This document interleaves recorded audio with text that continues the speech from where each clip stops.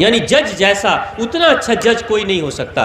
Retire जब वो जज हो गए थे तो मेरी एक बार बात हो रही थी, मैंने कहा जज साहब कुछ जीवन के अनुभव बताओ। जज साहब ने एक बड़ी अच्छी बात कही जो कहते हैं ना, दिल को जाकर छू गई। जज साहब ने कहा,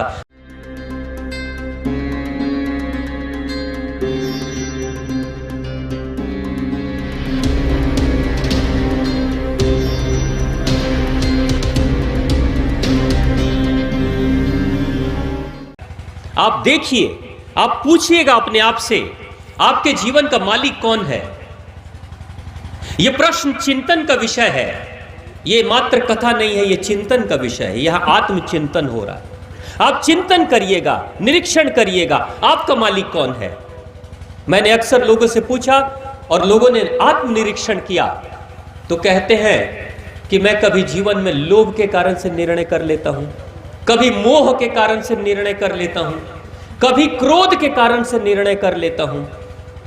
एक जज साहब से मेरी बात हो रही थी, जिस जज के बारे में लोग कहते थे कि जज साहब ऐसे फैसले करते हैं कि चुटकियों में, बड़े बड़े मुद्दे चुटकियों में हल कर देते हैं जज साहब। यानी जज जैसा उतना अच्छा जज कोई नहीं हो सकता।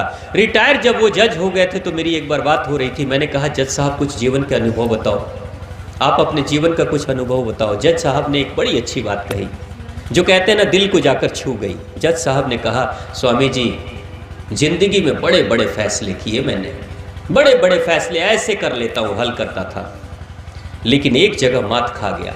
मैंने पूछा वो कौन सी जगह थी।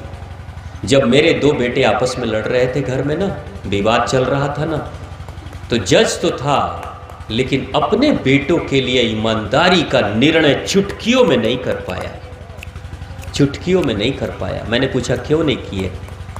कैसे करता, एक बेटा से मोह ज्यादा जुड़ा हुआ था, एक बेटे से मोह ज्यादा जुड़ा था और दोनों तो मेरे ही थे, तो ईमानदारी से निर्णय कर नहीं पाया। यहीं पे मैं समझा कि लगा कि जैसे मेरे सारे निर्णय की क्षमता कमजोर है। तो मैंने पूछा कि तो फिर कोर्ट में इतने अच्छे निर्णय क्यों ले लेते थे।